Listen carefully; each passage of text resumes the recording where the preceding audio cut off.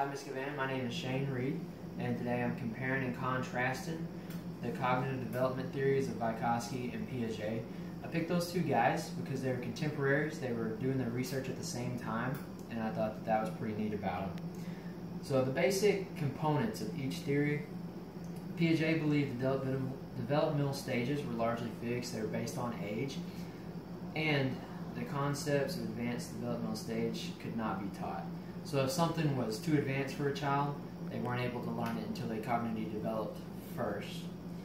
There were broad stages that affected all types of cognitive tasks, and they thought, again, that development preceded learning. That was one of the big parts of his theory. As children's schemes adapt and progress through the stages of cognitive development, they're able to handle more complex skills.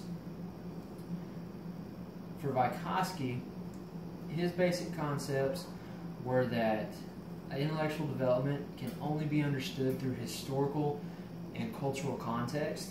He believed that cognitive development was strongly linked to input from others. He thought that learning preceded development, so you have to learn something and internalize it before you can move through the stages of cognitive development, according to Vygotsky. He was very adamant about the zone of proximal development, which is what you already know. The zone of proximal development is right around that particular area, and that is the things that you're able to learn on your own. And for us as teachers, that's where we should be teaching kids, is in their zone of proximal development. He also believed that higher mental function usually exists in conversation and collaboration between individuals. They had quite a few differences and then a few similarities, so I'm going to do similarities first. If you take a look at my aid here, I've got the similarities in black here in the Venn diagram. So they both believe that learning was active. Learning comes from interaction with the environment. We're not passive learners. It's got to be an active engagement within our environment. They both emphasized that nature and nurture played a role. They both recognized that heredity and maturation of the brain and body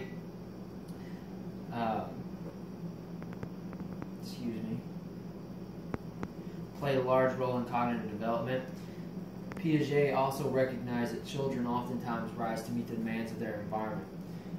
They also both believed that children's cognitive abilities developed in a sequence.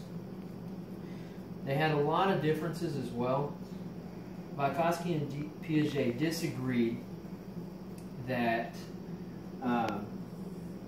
cognitive development was either universal or varied across cultures.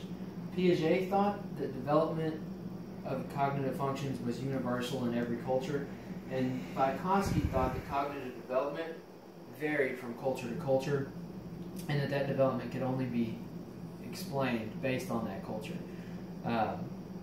The second part that they tended to disagree on was that Vygotsky thought development stemmed from social interactions and guided learning within the zone of proximal development, while Piaget maintained that cognitive development stems largely from independent exploration, in which the child can construct their own knowledge. So Vygotsky thought that cognitive development was strongly linked to input from others, where Piaget thought that cognitive development came from within ourselves, basically, our own experiences and interactions. The final thing that they disagreed on, and this was really their biggest contention, their biggest point of disagreement, was how did cognitive development occur? Piaget stated that you developed cognitively and then you were able to learn new tasks. Vygotsky stated that you learned new tasks and you internalized signs or symbols from your culture to use them to problem solve, and then as you internalized more signs, that's whenever you were able to cognitively develop. So these guys both contributed a lot to educational psychology, and there's something that we need to be aware of in our classrooms. We definitely need to be within the zone of proximal development to follow Vygotsky's theory, and as far as Piaget is concerned, we need to make sure that we're not trying to teach content that our children are not developed enough to be able to understand. So that's Vygotsky and Piaget. Thank you.